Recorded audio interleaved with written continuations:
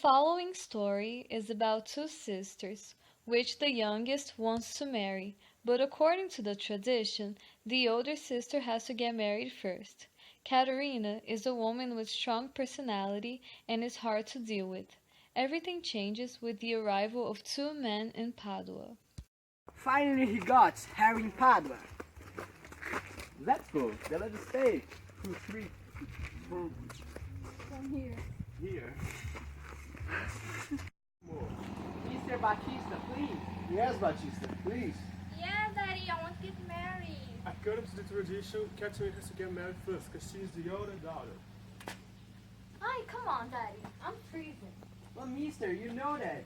By the way, Caterina will take too long for her to get married. And poor Bianca, she won't get married. And who said I want to get married? Besides your role with them, go find some teachers of music and theater for them.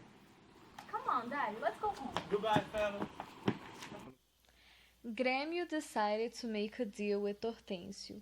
They would become allies to find someone to get married with Caterina, and after that had happened, they would return on being rivals to fight over Bianca's heart.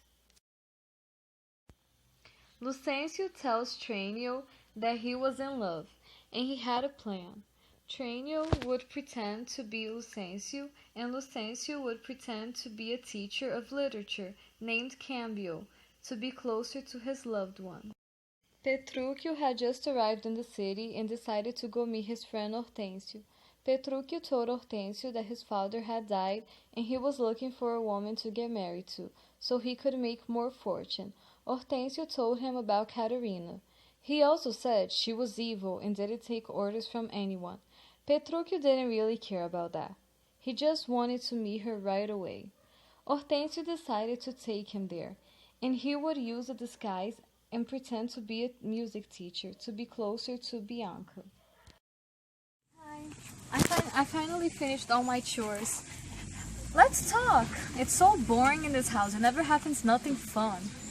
What do you want to talk about? Which of the men will you choose to marry? One. Well, it has to be with one of them. How about Hortêncio? No, you can't stay with him if you want it. Why would I want to stay with that idiot? Oh, this is such a good man. He's beautiful and smart. If you see so many qualities in him, why don't you stay with him? This is not the man for me. Oh, I don't want to listen to this no more. Daughters and teachers are here. Okay. Oh, thank you, God. Petrúquio went to Baptista's house to ask for permission to get married to Caterina. Baptista was surprised, since nobody had the courage to even talk to her.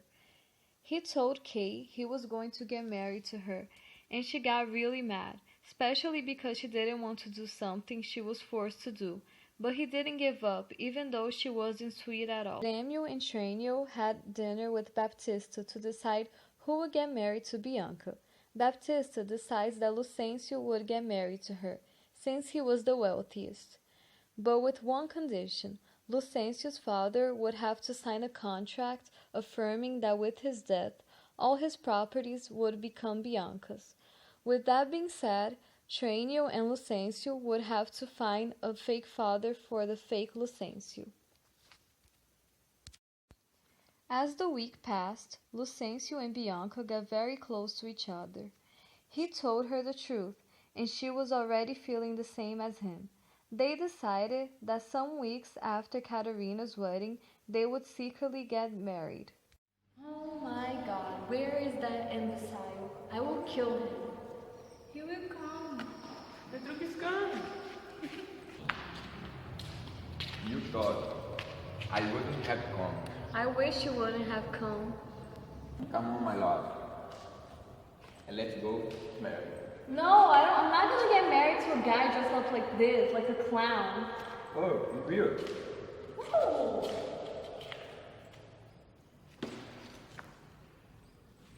You're blessed. Amen. Let's go, Kate. We have a long way to travel. What? What about the party? Your family and friends, you have a long time. Will we be back for Bianca's wedding? Yeah. After a long trip back to Verona, they finally arrived to Petruchio's house. He told his maid, Ludovica, to share some clothes with Kate, because he had not taken any of her clothes, and he told her she would get some new if she behaved. She didn't like the idea, but she was so hungry that she didn't say nothing. Ludovica served a plate of food for her and for him, and as soon as she began to eat, he took away her plate, saying that the food tasted horrible. So he said that they would rather sleep than eat that terrible food. Every day the same thing happened. In every meal Petruchio would take the food off Caterina's hand, acclaiming that the food was bad, and leaving her hungry. And every night he wouldn't let her sleep the much she needed to, saying that it had bugs on the bed. With these actions, she became very weak and tired in a few days. Oh my god, what a terrible life. He doesn't let me eat or sleep. I wonder where he eats and sleeps, because he's always well disposed. I'm sorry, my lady. You were glad standing. Well, what do you think I should do? I drink with you show our witch crazy. You think protesting? Agree? Not even a slave deserves this treatment. I drink you, Arvi, to ask where what? I never ask nothing for nobody. That's your mistake. You, Arvi, to let me resting until everything. I never learned to give in. I'm sorry, but you read. Say it. See? I didn't even get you to say it yet. But you were and noble like both property. You discipline you. Everything was supposed to be. Meanwhile, Tranio found a fake father for Lucentio, and Hortensio decided to get married to a widow called Valerie. During their travel, they met a man who was looking for his son, Lucentio.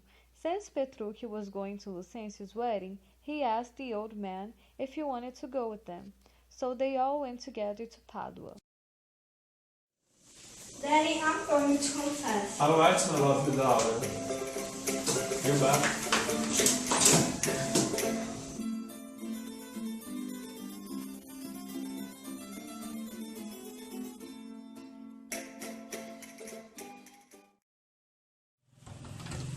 Who are you? I am Vicencio Bentivoli, father of Lucencio Bentivoli. How can you be sensitive to volley? Am I impostor? What are you doing here? Why are you wearing the clothes of my son? You killed my beloved son. After that moment, Lucencio and Bianca arrived and asked for forgiveness, and their fathers forgave them. And since they got married, Baptista decided to continue with the wedding party. Now that we are alone, how did you do this miracle? It's not a miracle. She look as sweet as my Bianca. Or as my Valerie. It's not sweet as that, but sweeter. I bet 10 coins that Bianca is more sweet and obedient. Well, I bet 20 coins that Valerie is sweeter. That low quantity. I wouldn't even bet on my dog. So let's bet only 100 coins. I agree. From which of the two ladies should I begin? First off, Baptista went on the search for Bianca, and she told him to wait a little, because she was talking to Valerie. After that was Valerie's turn, and Baptista came back alone, saying that she was busy, and if he wanted to talk to her, he should go there. Petruchio ordered to go call his wife, and when Caterina showed up, she asked him what he wished for, and he told her to go call Bianca and Valerie. Ouch! Do you wish for something more, honey? Yes, Kate. I want to get plenty miracle and new transformation. Really? I don't think it's a miracle, but common sense, or at least consciousness. For many years, I used to scream to get what I wanted and what I didn't want to. I think I was always sweet and obedient, but I needed the help of my husband and my maid, Ludovica, to show me what to really be. I love you. I love you too.